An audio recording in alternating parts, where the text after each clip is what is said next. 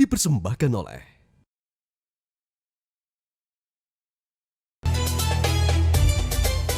Selamat malam pemirsa. Bisnis syariah menghadapi tantangan berat di tengah pandemi COVID-19, khususnya di sektor usaha mikro, kecil, dan menengah. UMKM merupakan penyelamat perekonomian dalam melalui berbagai krisis, sementara bisnis syariah dikenal memiliki daya tahan terhadap gejolak ekonomi. Namun di tengah pandemi COVID-19, sanggupkah bisnis dan keuangan syariah akan tetap bertahan? Inilah yang akan kita bahas malam ini bersama saya Leonard Samosir. Inilah Economic Challenges Spesial Ramadan, bekerja sama dengan Ikatan Ahli Ekonomi Islam Indonesia, tantangan keuangan dan bisnis syariah.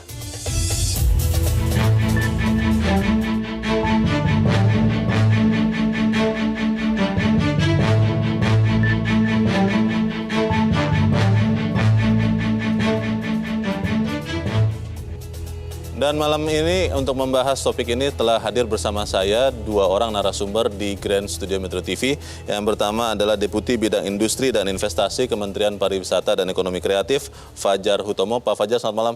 Malam, Mas Leo. Dan juga telah hadir Direktur Utama BTN Bank Tabungan Negara, Pak Hala Mansuri. Pak Hala, selamat malam. Malam. Dan malam ini juga telah bergabung bersama kita dari luar studio. Yang pertama adalah Wakil Direktur Utama Bank Mandiri, Heri Gunardi. Pak Heri, selamat malam. Selamat malam. Dan juga Direktur Manajemen Resiko BRI, Agus Sudiarto. Pak Agus, selamat malam. Selamat malam, Pak Leo. Baik, Bapak-Bapak, sebelum kita berdiskusi malam ini, kita akan ikuti dahulu ulasan berikut ini. Aturan pembatasan sosial berskala besar untuk menekan penyebaran virus COVID-19 telah mengubah peta bisnis dalam negeri. Berbagai lini bisnis tidak jarang mulai kesulitan keuangan, tak terkecuali sektor UMKM hingga bisnis syariah. UMKM dan bisnis syariah yang selama ini mampu bertahan melalui krisis ekonomi kembali diuji di tengah merebaknya wabah COVID-19. Sebagai bisnis yang mendominasi perekonomian, UMKM diharapkan kembali mampu melalui resesi ekonomi. Di satu sisi, mendorong berkembangnya bisnis syariah di tengah ketidakpastian ekonomi, diharapkan dapat memperkuat ketahanan ekonomi di masa depan. Namun, sejauh mana peluang UMKM dan bisnis syariah dapat bertahan di tengah badai ekonomi pandemi? Saya ingin ke Pak Agus Sudiarto dulu. Pak Agus, kalau kita melihat pandemi COVID-19 kita masih hadapi, bagaimana kira-kira dampak dari COVID-19 ini, Pak, kepada perbankan syariah? Mungkin BRI bisa menjelaskan. Dan kemudian juga bagaimana bertahan menghadapi kondisi ini, Pak Agus. Baik, terima kasih Pak Leo. Memang kalau kita cermati ya, bisnis perbankan syariah selama ini sebagian besar juga ada di sektor UMKM. Ya. Sehingga tentu dengan krisis yang terjadi saat ini ya, di mana epidemi COVID yang lebih menghit usaha-usaha di UMKM, tentu perbankan syariah juga ikut terpengaruh. Yeah. Karena sebagian besar portofolionya juga ada di sektor itu. Nah, kembali ke pertanyaan tadi, bagaimana upaya mengatasinya? OJK juga sudah merespon situasi ini dengan menerbitkan semacam relaksasi lah. Dalam bentuk POJK 11 di tanggal 13 Maret yang lalu. Yeah. Di aturan POJK tersebut ada beberapa keringanan buat perbankan, termasuk perbankan syariah. Nah, ini tentunya harus bisa kita manfaatkan. Dalam bentuk misalnya merestrukturisasi debitur-debitur yang dalam kesulitan, sehingga yang nantinya debitur itu bisa berpotensi menjadi non-performing financing. Karena restrukturisasi itu dia bisa bertahan. Pak Agus, seberapa membantu relaksasi itu bagi para debitur, khususnya UMKM yang Anda lihat, Pak Agus? Memang pada akhirnya yang diberikan oleh perbankan syariah atau perbankan pada umumnya adalah dalam bentuk relaksasi pembayaran kewajiban kepada bank. Yang lebih penting tentu ekosistem bisnisnya sendiri. Dalam arti sampai kapan epidemi COVID ini bisa berakhir. Karena meskipun kita kasih keringanan untuk misalnya penundaan pembayaran pokok atau bunga selama sekian waktu, kalau ternyata misalnya epideminya ini juga berkepanjangan, itu juga tentu masalah yang lebih besar lagi buat industri di UMKM. Baik. Tapi kalau ternyata mudah-mudahan ini tidak berapa lama, saya kira industri UMKM juga akan cepat recover. Oke. Baik, terima kasih Pak Agus. Saya ingin ke Pak Heri. Pak Heri, kalau kita melihat pandemi COVID-19 ini tidak kenal kelas usaha, apakah mikro, kecil, menengah, juga perusahaan besar, korporasi, kemudian juga tidak mengenal apakah ini konvensional ataupun syariah. Kalau Pak Heri melihatnya seperti apa Pak dampak dari COVID-19 ini saat ini? Ya, memang kalau kita lihat ya Mas Leo, saya coba balik sedikit ke belakang ya. Dalam 3 dekade terakhir ini sebetulnya Indonesia terutama kita menghadapi 3 kali krisis ekonomi ya. Tahun 98, kemudian 2008, dan saat tahun ini 2020. Tentunya yang 2 di atas tadi yang saya sampaikan bahwa ini purely memang krisis keuangan gitu.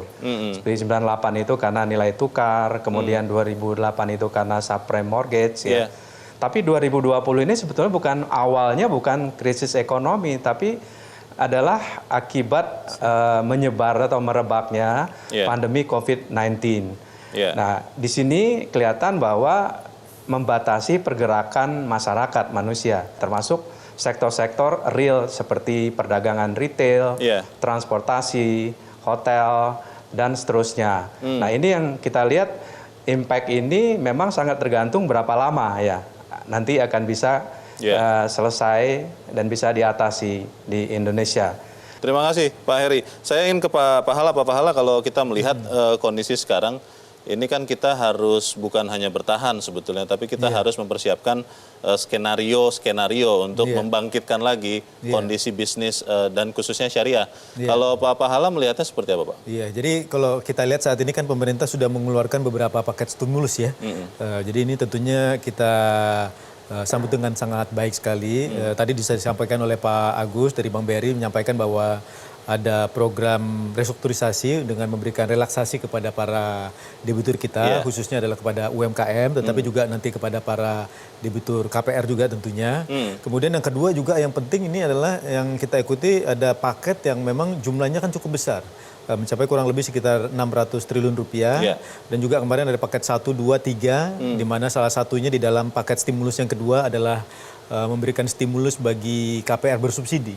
Nah, kita harapkan bahwa dengan adanya paket stimulus ini, di samping juga dengan tadi relaksasi, kombinasi antara keduanya ini mudah-mudahan akan paling enggak menggerakkan beberapa sektor ekonomi. Memang kalau tadi saya ikuti bahwa hampir semua sektor ekonomi terpengaruh ya. Tapi kita juga lihat bahwa ada beberapa sektor ekonomi yang mungkin kita harapkan, dan tadi juga siang kalau saya nggak salah mendengar berita bahwa pelan-pelan nanti PSBB ini akan ada pelonggaran dengan harapan bahwa ekonomi itu akan dimungkinkan untuk mulai bergerak.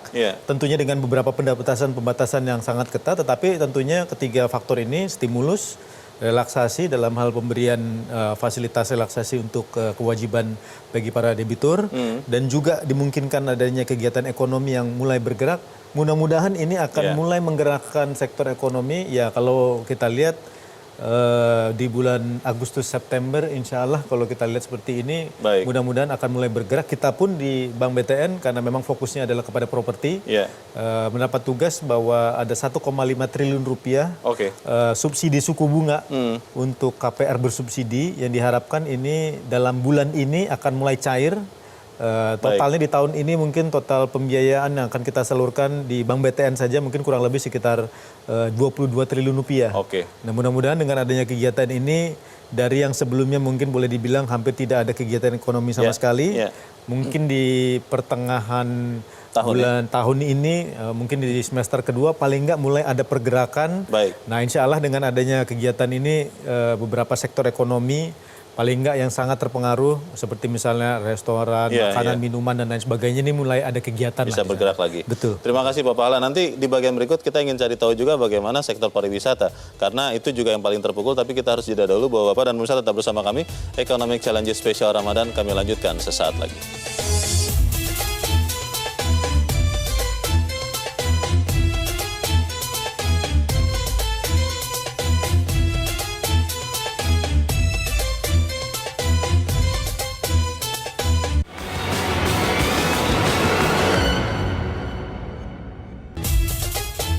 Terima kasih pemirsa, Anda masih bersama kami di Economic Challenge Spesial Ramadan. Saya ingin ke Pak Fajar. Pak Fajar, kalau melihat pariwisata adalah sektor yang mestinya paling terpukul ya gara-gara pandemi COVID-19 ini. Kita mau cek Pak, sampai sekarang bagaimana kondisi pariwisata kita dan mungkin juga khususnya pariwisata syariah. Ya, saya kira mau pariwisata syariah atau pariwisata halal maupun tidak, dalam situasi COVID di mana mobilitas manusia hari ini sangat dibatasi, ini tentu sangat terdampak gitu ya. Bahkan boleh dibilang dalam beberapa kajian juga disampaikan sektor pariwisata adalah sektor yang paling terdampak. Menurut UNWTO sendiri, organisasi turisme dunia juga mengatakan hal yang sama dan dan ternyata memang kalau kita bicara UKM, 80% dari pelaku usaha pariwisata itu ada melibatkan UKM.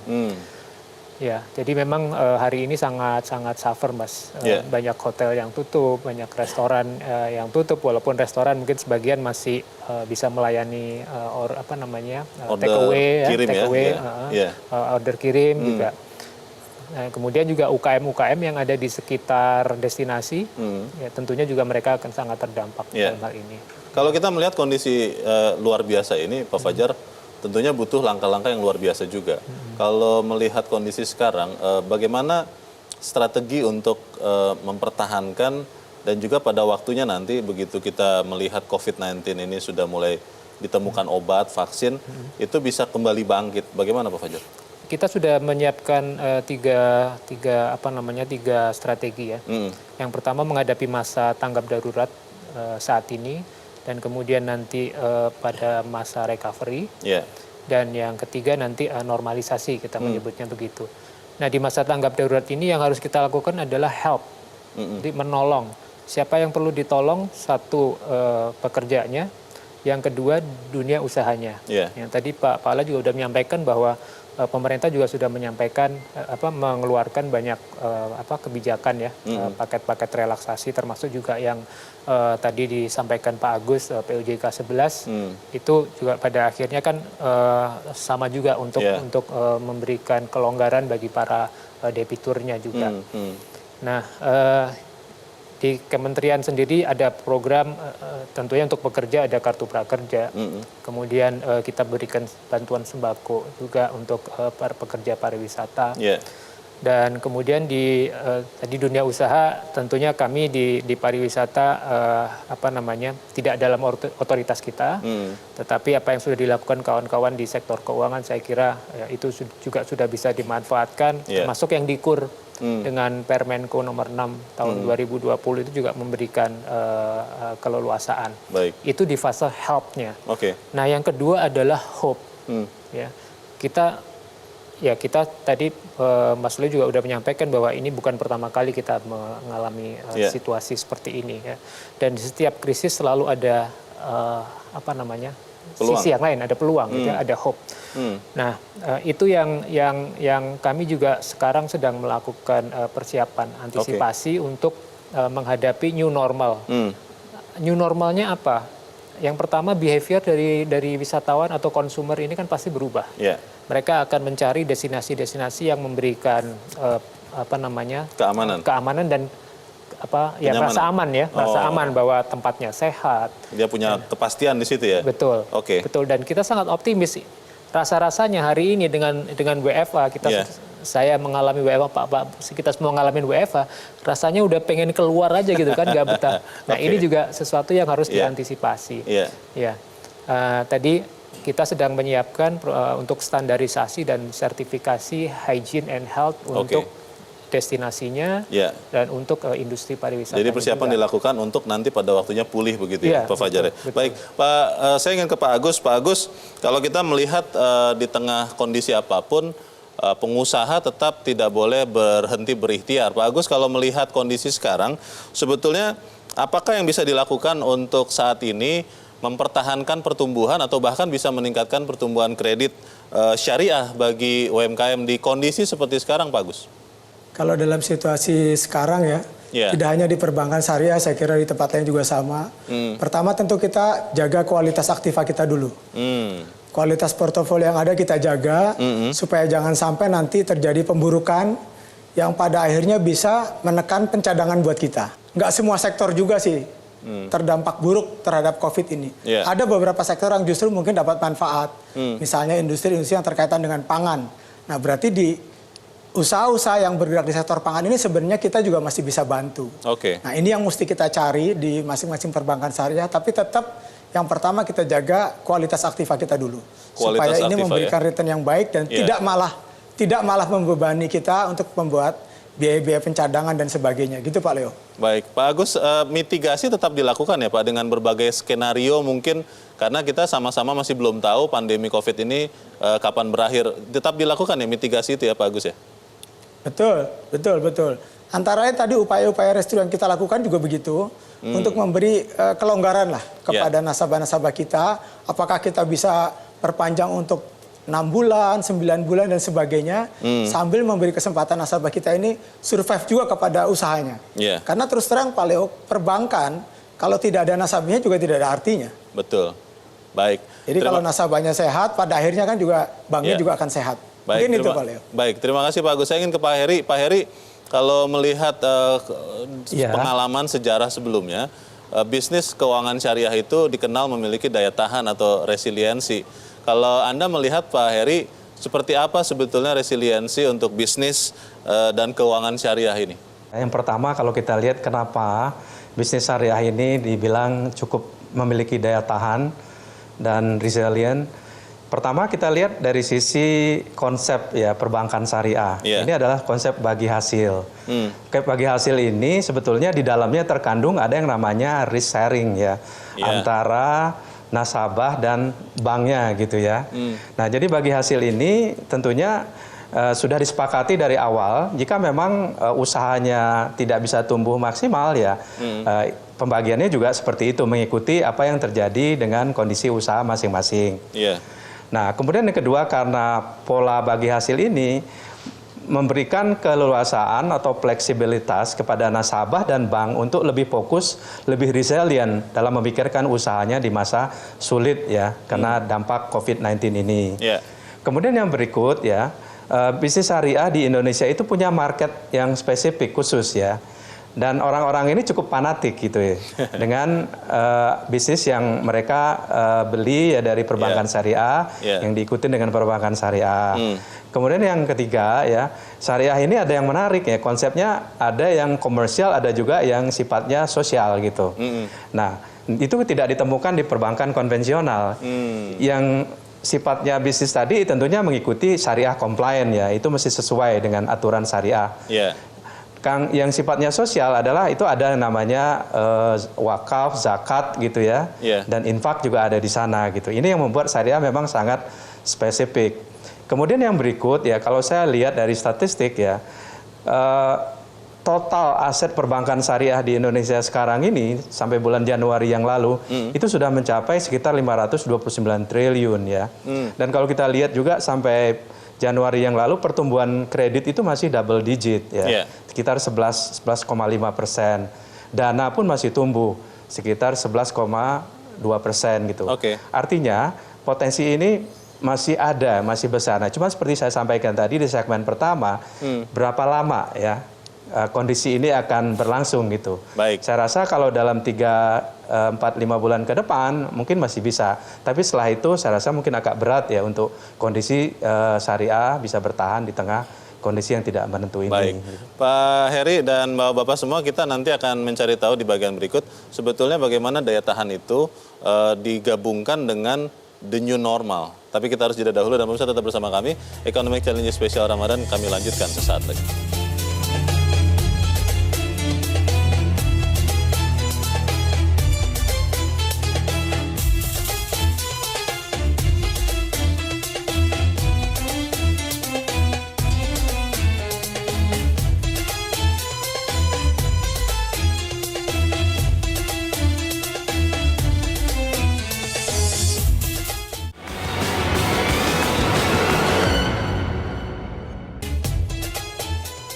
Terima kasih pemirsa, Anda masih bersama kami di Economic Challenge Spesial Ramadan. Pak Pahala, daya tahan di bisnis syariah itu juga harus disesuaikan dengan banyak orang menyebut sekarang the new normal, Pak. Setelah pandemi COVID-19 ini berakhir, bisnis mungkin tidak akan sama lagi seperti yang lalu. Kalau melihat seperti ini, apa peluang bagi pengembangan bisnis keuangan syariah dan juga mungkin lebih spesifik lagi karena Bapak ada di BTN, untuk properti ini bagaimana, Pak? Iya, baik, terima kasih. Jadi yang pertama mungkin the new normal ini apa sih sebetulnya gitu kan? Yang pasti kan kalau kita lihat saat ini ya, kalau kita mau lihat ke depan, ya paling nggak sampai dengan, tadi kan kita sempat ngomong-ngomong juga, sampai dengan vaksin ini ditemukan. Gitu kan. Kalau saya sih melihat setelah vaksin ini ditemukan tentunya situasinya akan berubah. Artinya kondisinya mungkin akan balik ke normal seperti yang kita kenal dulu lagi. Tapi sebelum itu terjadi, ya mungkin waktunya ini sampai dengan triwulan 1 atau triwulan 2 tahun 2021, berarti ada kurang lebih kita 12 bulan ke depan. Pasti yang pertama mungkin kegiatan kita akan lebih banyak terfokus kepada work from home. Kemudian juga kita juga banyak melakukan ataupun berkegiatan itu secara online. Jadi ini mungkin sesuatu yang juga bagi bisnis syariah pun adalah bagaimana kita memang mengantisipasi bahwa sampai dengan 12 bulan ke depan. Tapi di sisi lain juga ada beberapa kesempatan-kesempatan yang mungkin bisa diambil di beberapa bisnis tertentu. Kita dengar seperti misalnya bisnis online pertumbuhannya kan juga luar biasa sekali. Kita pun di perbankan juga melihat transaksi yang terjadi melalui mobile banking, internet banking itu mengalami peningkatan atau lonjakan yang luar biasa sekali. Dan ini yang juga tentunya kita pun di Bank BTN melihat bahwa coba kita bagaimana kita juga bisa menjual KPR juga secara online. Nah, jadi kita punya website sekarang yang namanya btnproperty.co.id di mana di situ para nasabah kita bisa mengaplikasi. Tapi bagaimana betul-betul secara end to end si nasabah, si debitur bisa melakukan aplikasi, mensubmit aplikasinya juga secara online juga. Gitu. Dan juga memberikan kesempatan kepada mereka untuk yang paling susah ini kalau beli rumah kan bukan submit aplikasinya kan, barangnya ini gimana, gitu kan, verifikasinya ya. Dia lihat itu secara 360 derajat, gambarnya seperti apa, lokasinya gimana, bekerja sama juga dengan misalnya untuk mengidentifikasi lokasinya di mana sih, persisnya tuh titiknya di mana, di sampingnya ada itu yang akan dicarikan. Nah itu mungkin cara-cara the new business baru yang mungkin kita harus lihat bagaimana kita memang menggapai atau berusaha untuk reach out lah kepada nasabah kita secara online itu tadi. Sudah ada rencana yang baik, tapi saya ingin ke Pak Agus lagi. Pak Agus, kalau kita mengecek bahwa UMKM ini sudah dapat relaksasi, tadi Anda sudah katakan, tapi sebetulnya bagaimana dengan tingkat NPF, Pak, untuk kredit syariah khususnya bagi UMKM di tengah-tengah kondisi pandemi COVID-19 ini, Pak Agus? Memang kalau kita coba lihat ya, progres dari NPF di industri syariah, kalau kita bandingkan dengan yang di perbankan konvensional ya, lebih tinggi memang kondisi NPF di perbankan syariah. Hanya ada suatu kondisi yang menarik bahwa kalau kita lihat 3-4 tahun belakangan sebenarnya kondisi NPF-nya di perbankan syariah sudah mulai membaik. Sampai di posisi akhir tahun lalu tuh di posisi 3,1% posisi NPF-nya. Ini sudah jauh membaik dibanding posisi yang pernah tinggi, hampir 5% di periode-periode 2015-2016 yang lalu. Sementara di perbankan konven justru kondisinya adalah mulai agak ada kenaikan sedikit. Posisi NPL rasionya di industri menjadi 2,5. Hanya memang terus terang dengan kondisi pandemi COVID ini akan banyak berpengaruh lah kepada perbankan syariah. Mudah-mudahan pengaruhnya tidak sampai sedemikian besar karena ada beberapa relaksasi yang diberikan OJK. Nah ini yang buat kita di perbankan syariah, yang penting adalah jagain terhadap yang existing portfolio seperti saya katakan tadi, jangan semakin memburuk. Karena kalau untuk ruang untuk ekspansi memang masih ada, tapi mungkin terbatas. Yang kedua, kita sendiri di industri juga disibukkan atau difokuskan untuk melakukan restrukturisasi terhadap debitur-debitur yang ada. Nah, karena ini menjadi tugas kita yang sudah di depan mata. Saya pikir dengan kondisi sekarang nih peran dari untuk tadi katakan Pak Leo untuk mitigasi risikonya sangat kuat supaya jangan terjadi yang kita baru booking malah jadi NPF baru. Mending kita kerjain yang sudah ada untuk supaya jangan jadi downgrade menjadi NPF. Baik. Mungkin itu Pak Leo. Baik, terima kasih Pak Agus. Pak Heri, tadi sebenarnya sudah mulai terbuka dari Pak Pahala, Pak Fajar, ada rencana-rencana untuk memulai lagi bisnis. Tapi kan kalau nanti kita sudah melihat mungkin di ujung pandemi COVID ini, ketidakpastian itu tinggi, Pak. Bagaimana mengantisipasi hal ini, Pak Heri? Iya, sebetulnya kalau kita simak ya, dengan adanya pandemi COVID ini sudah merubah juga behavior masyarakat atau nasabah gitu ya. Jadi Pak Pahala juga sudah sampaikan bahwa selama ini dengan adanya di social distancing dan PSBB, kantor cabang bank itu sangat terbatas dibuka gitu ya. Seperti di Mandiri saja kalau kita bilang ya hampir 50% cabang kita tidak beroperasi. Jadi artinya kembali ke perbankan syariah ya, ke depan itu yang pertama yang harus dibangun adalah capability digital banking, jadi online banking. Karena dengan kondisi yang ada dengan keterbatasan ini kan nggak bisa melakukan transaksi secara fisik ya antara nasabah dan banknya gitu. Jadi kita harus memang tergantung dengan online banking ya, digital banking. Jadi kemampuan teknologi memang penting untuk didorong ya perkembangannya ke depan ya. Kemudian kedua saya juga mau cerita. Kalau memang krisis ini tidak ada ya sebelumnya, katakanlah di awal akhir tahun yang lalu, dari sisi potensi, Indonesia ini memang negara dengan penduduk muslim yang lumayan banyak ya. Jadi artinya potensi untuk syariah itu besar. Kalau kita bandingkan dengan negara tetangga kita seperti Malaysia misalnya, penetrasi ya perbankan syariah itu terhadap total perbankan konvensional di sana, di Malaysia itu hampir di atas 20%. Sementara di kita sekarang hanya mungkin sekitar 5% kurang lebih gitu ya. Apalagi kalau misalnya di Middle East, seperti Bahrain, itu bisa sampai 50%. Nah, white space yang lebar ini sebenarnya adalah potensi yang nanti bisa digarap.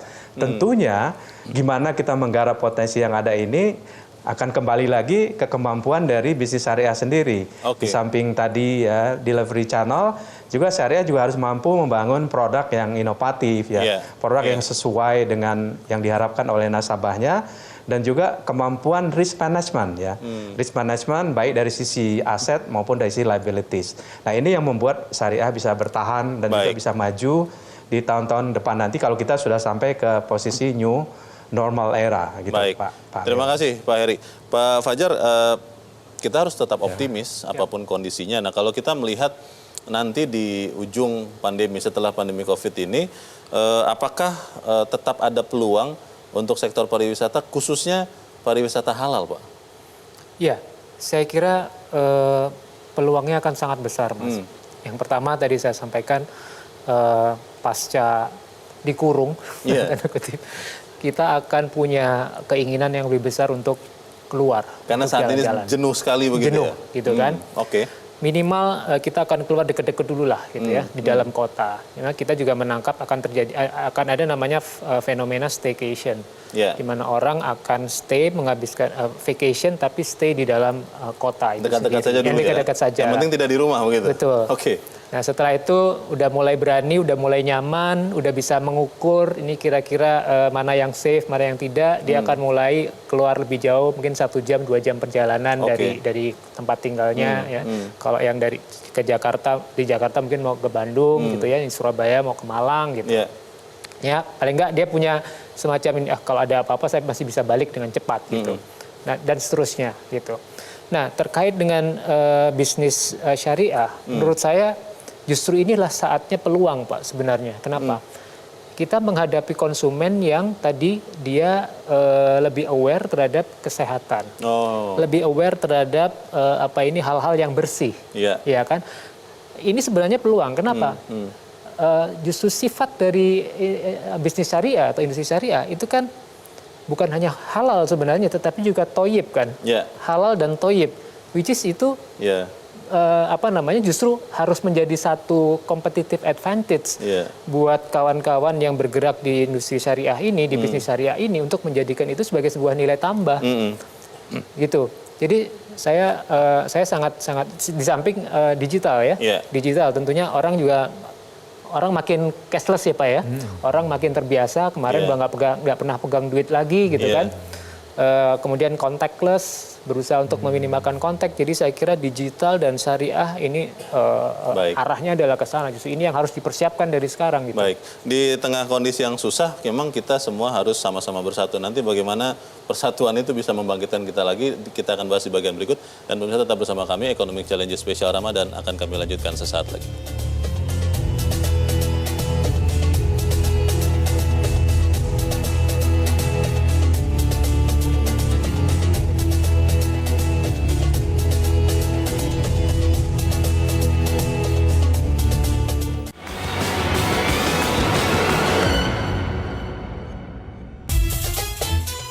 Terima kasih pemirsa Anda masih bersama kami. Kita di bagian akhir dari diskusi kita malam ini. Pak Heri, kalau kita melihat kebersamaan itu harus terjadi dan kita harus memberikan kontribusi masing-masing. Pak Heri melihat bagaimana tantangan keuangan dan bisnis syariah ini ke depan. Apa yang bisa kita lakukan, Pak Heri?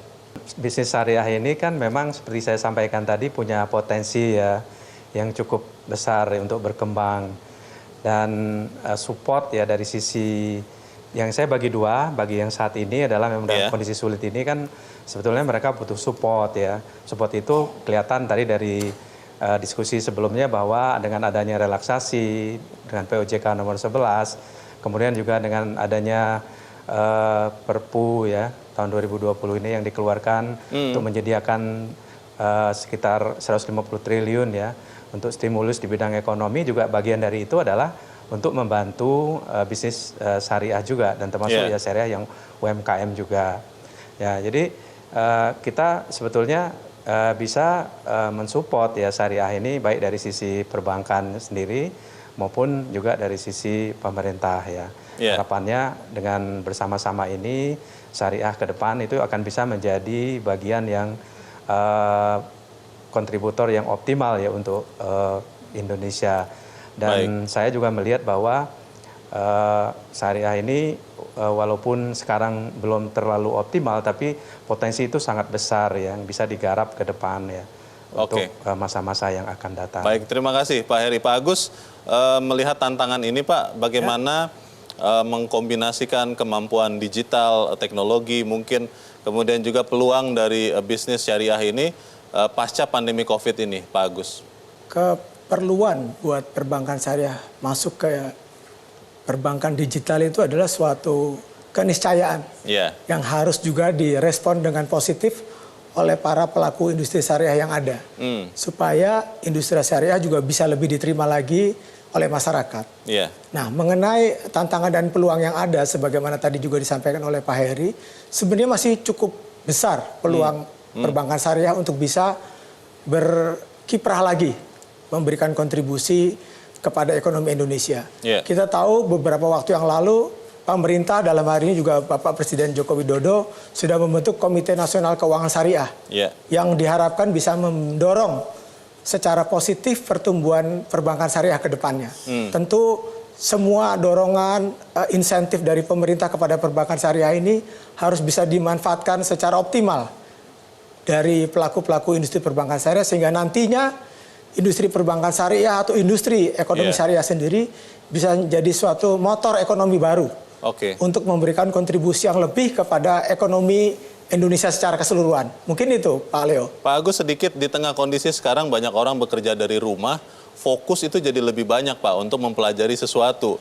Dan literasi bisnis syariah itu sering disebut-sebut harus ditingkatkan. Apakah peluang ini juga ditangkap oleh Pak Agus? Kesempatan orang untuk stay at home tentu membuat orang akan mempelajari sesuatu yang baru lah. Nah, salah satu positif dari situasi saat ini buat perbankan saya, jadi orang akan semakin mencari tahu seperti apa sih sebenarnya perbankan syariah.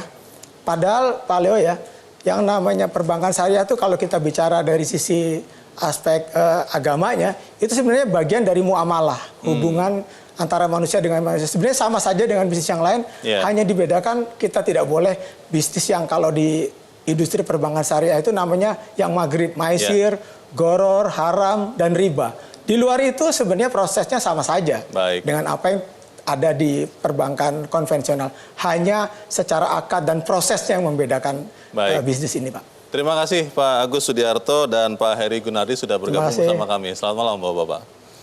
Pak Fajar, kalau kita melihat ini harus kerjasama semua, apa yang kita bisa lakukan Pak untuk membangkitkan semangat khususnya para pelaku usaha di bidang pariwisata yang berbasis syariah ini?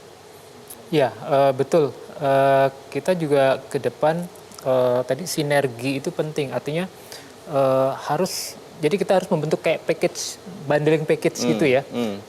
Antara misalkan antara airlines, hotel, destinasi, bahkan juga pada paket belanjanya, gitu kan? Karena wisatawan itu kan mengunjungi satu destinasi bukan hanya cuma mau lihat pemandangan yang indah, dia juga akan beli makanan, bisnis kuliner, ya kan, fashion, pengalaman, oleh-oleh, experiencing ya. Jadi itu memang ini saatnya untuk apa? Nah ini satu hal lagi. Bisa jadi konsumen kita itu konsumen yang mungkin ini sebagian penghasilannya menurun. Oke. Gitu kan. Artinya mereka akan sensitif terhadap harga. Maka kerjasama lintas sektor untuk kemudian bisa membuat paket-paket wisata yang efisien, yang murah, itu menjadi karena dia jadi satu program. Itu menurut saya akan jadi satu kunci sukses. Gitu. Baik. Pengusaha selalu melihat tantangan itu sebagai peluang juga Pak Pahala. Kalau Anda melihat tantangan keuangan dan bisnis syariah ini setelah pandemi COVID-19 ini seperti apa? Ini kondisi work from home ini memang kita manfaatkan bagaimana mengedukasi. Jadi salah satu program juga kita menyelenggarakan pelatihan bagi para developer khususnya yang berbasis syariah.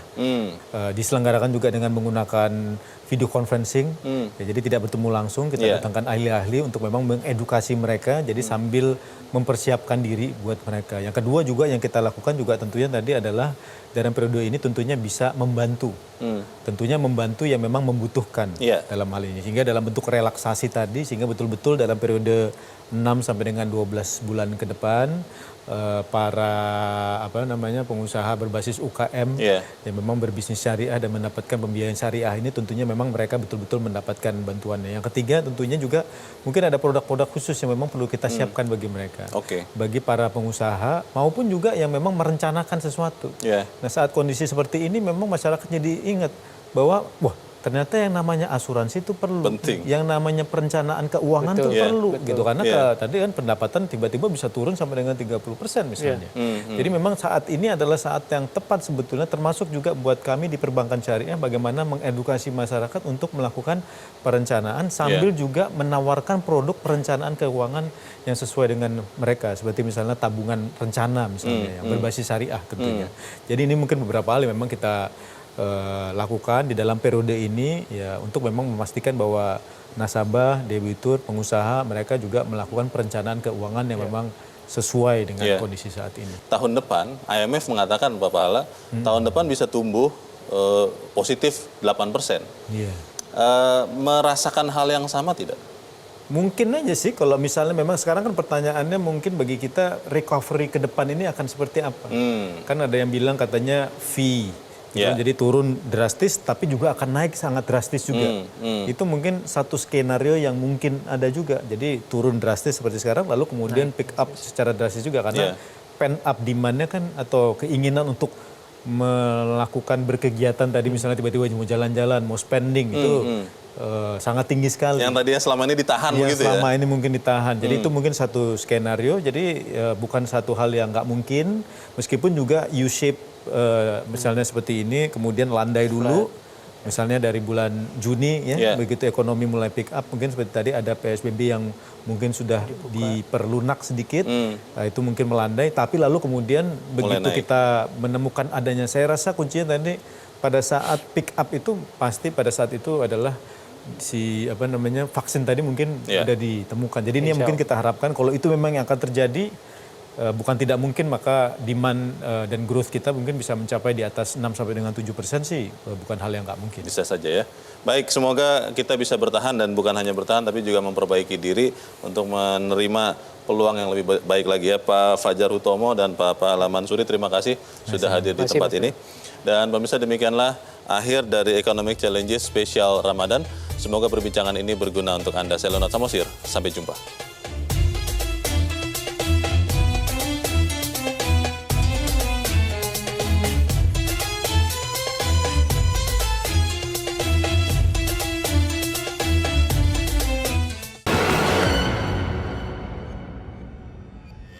dipersembahkan oleh